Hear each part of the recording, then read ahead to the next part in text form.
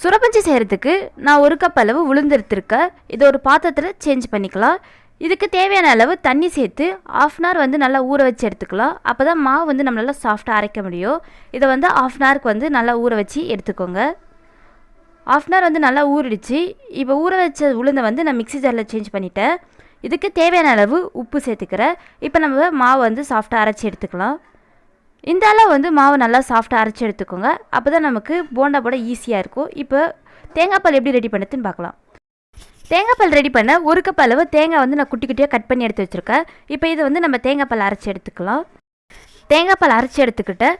இப்போ இதுக்கு தேவையான அளவு சுகர் வந்து நான் சேர்த்துக்கிறேன்.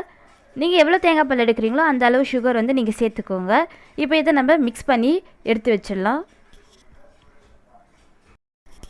எண்ணெய் நல்லா காஞ்சிடுச்சு. இப்போ நம்ம அரைச்சி வச்ச உளுந்து மாவு வந்து கொஞ்சோண்டு கையில் எடுத்து குட்டி குட்டி பால்ஸாக வந்து எண்ணெயில் சுட்டி எடுத்துக்கோங்க. உங்களுக்கு எந்த சைஸ் வேணுமோ அந்த சைஸில் வந்து நீங்கள் குட்டி குட்டி பால்ஸாக வந்து சுட்டி எடுத்துக்கோங்க. மீடியம் ஃப்ளேமில் வச்சு நீங்கள் வந்து சுட்டி எடுத்துக்கோங்க. அப்போ தான் நமக்கு மாவுலாம் வந்து உள்ளே வெந்து வரும். நல்லா வந்து பொன் கலரில் வரணும், ப்ரௌனிஷாக வரணும். அப்போ தான் நமக்கு கரெக்டான ஸ்டேஜ். பாருங்கள், நல்லா பொன் கலரில் வந்துடுச்சு. இந்த ஸ்டேஜ் வந்த அப்புறம் நம்ம எல்லாத்தையும் வந்து எடுத்துடலாம். இதே மாதிரி எல்லா மாவையும் வந்து குட்டி குட்டி பால்ஸாக வந்து நீங்கள் சுட்டி எடுத்துக்கோங்க.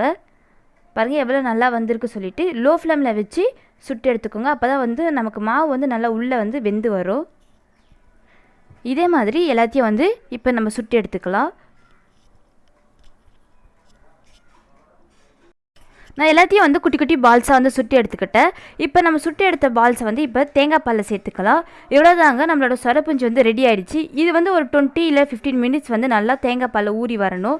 அதுக்கப்புறமா வந்து நீங்கள் டேஸ்ட் பண்ணி பாருங்கள். ரொம்ப சிம்பிள் தான், நீங்களும் வந்து ட்ரை பண்ணி பாருங்கள். சுரப்புஞ்சி ரெடி ஆகிடுச்சு. இது ஊறினதுக்கப்புறம் ரொம்ப நல்லா சாஃப்டாக இருக்கும். குழந்தைங்களாம் ரொம்ப விரும்பி சாப்பிடுவாங்க.